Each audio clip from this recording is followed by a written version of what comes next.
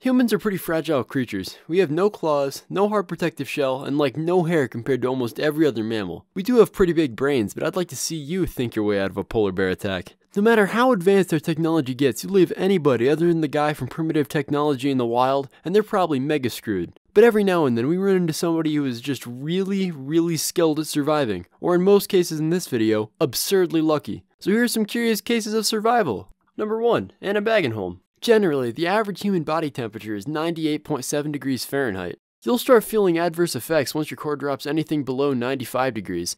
At 82 degrees, you'll begin to lose consciousness, and at 70 degrees, you're practically, if not entirely dead. Unless you're 29-year-old Swedish skier named Anna Baggenhold, because a core temperature of 70 degrees is small potatoes compared to what she went through. In 1999, Anna was skiing with a group of friends outside of Narvik, Norway, when she lost control of her skis and fell headfirst into a nearby frozen stream. Normally, nobody would come back from this. Anna was trapped under 20 inches of solid ice in freezing cold water, quickly losing oxygen. But by some extraordinary stroke of luck, her legs and skis were stuck sticking out of the water, and she managed to find a pocket of air to stick her head through to breathe. Anna ended up breathing out of that pocket of air for 80 minutes until rescuers were able to cut her out of the ice. By the time she was removed from the ice, she wasn't breathing and her blood had completely stopped circulating. She was life-flighted to a hospital where her internal core temperature was reported to be 56.7 degrees.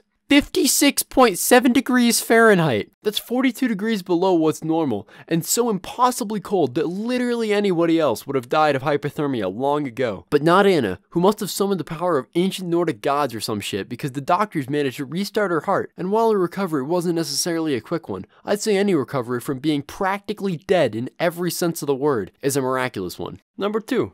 Joseph Samuel. Australia, the home of red sands, cassowaries, and the descendants of criminals. Due to Australia being started as a British prison colony, it's estimated as much as 20% of Australian citizens are descended in some way from criminals, and Joseph Samuel was just one of those criminals. Born in Britain sometime around the 1780s, much of Joseph's early life is unknown, but what we do know is that he was convicted of robbery in 1795, which means he was at least 17 when he started committing crimes and was shipped off to Australia. Luckily for Joseph, prison guards in Australia just kind of let the prisoners escape whenever they liked, because it's not like these dumb prisoners could possibly survive in this barren wasteland with absolutely no other inhabitants.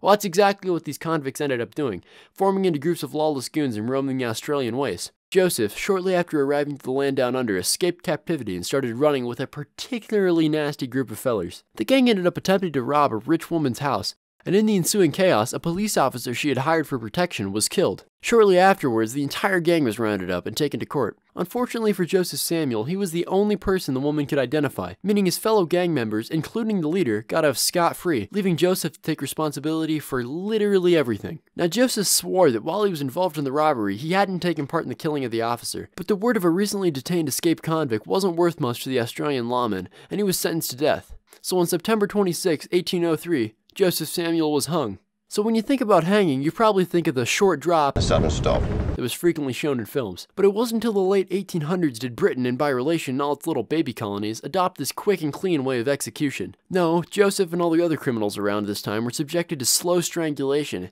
hanging for sometimes 5 minutes before they would finally meet their maker. Which is really kinda odd, because the French had been dispatching everybody from kings to peasants with the guillotine since 1792. So it's a mystery why Britain had taken so long to catch on. Maybe watching the bodies of criminals spasm in their death throes was some kind of national pastime. So there Joseph was, waiting atop a horse-drawn cart, waiting to die for something he claims he had no part in, and the cart is pulled out from under him and he drops alongside another unknown criminal.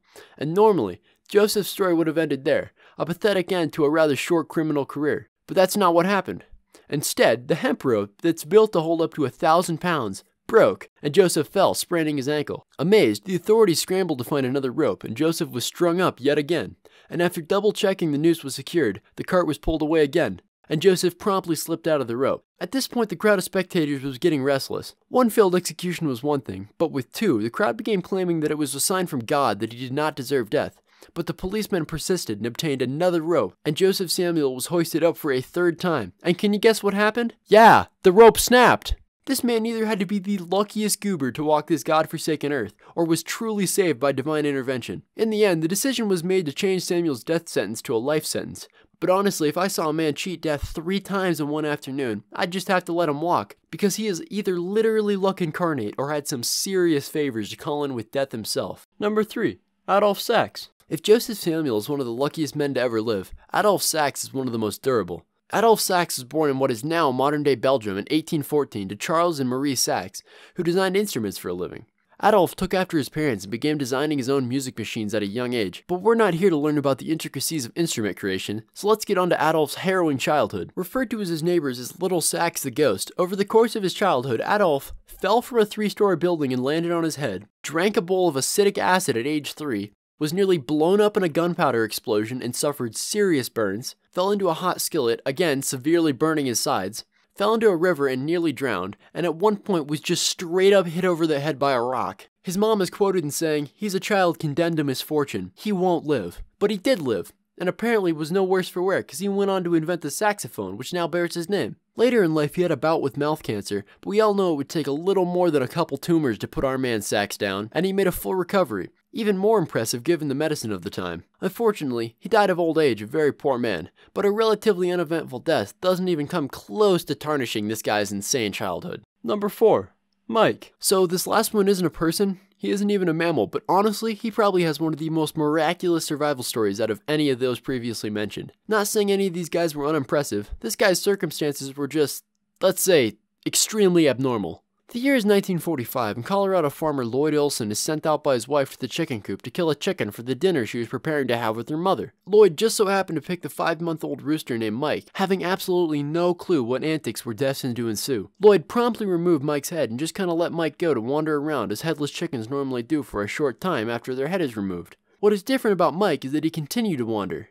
For like hours. Turns out, as Lloyd brought the axe down to remove Mike's head, he had just missed the jugular vein and the majority of the brainstem, allowing Mike to clumsily stumble around and make attempts at preening and foraging for food, which was significantly harder given the fact that, well, he didn't exactly have a head. Lloyd made the decision to keep the bird and took to feeding it through its exposed esophagus with an eyedropper, and I would have loved to see the conversation he had with his wife. "Yeah, honey, I know you wanted to eat chicken with your mother tonight, but here's this Frankenstein abomination instead." What the hell's wrong with you? I can't believe you just broke that! Now Olson kind of realized that he had circus freak gold on his hands and began to travel the country selling tickets to see his headless pet. It's reported that at the peak of Mike's popularity, Floyd could have been pulling in upwards of $50,000 a month on just undead chicken tickets alone. Eventually, Mike started choking on a piece of corn and Olson couldn't find the eyedropper to unclog his bird, causing Mike to tragically choke to death. Honestly, having any life after losing their head is kind of a weird quirk of a chicken's biology, so being able to live for 18 months without a noggin isn't anything to be scoffed at. And because of this little Jesus bird, Mike's hometown of Fruita, Colorado has the Mike the Headless Chicken Festival every August. So the next time you're in Colorado, make sure to stop by Fruita and pick up some decapitated miracle chicken merch. I added this buy some merch bit as a joke, but apparently if you go to MikeTheHeadlessChicken.org, you can get some pretty bangin' shirts. Like, I'm not even joking, I would wear some of this stuff, so I guess, buy some chicken merch?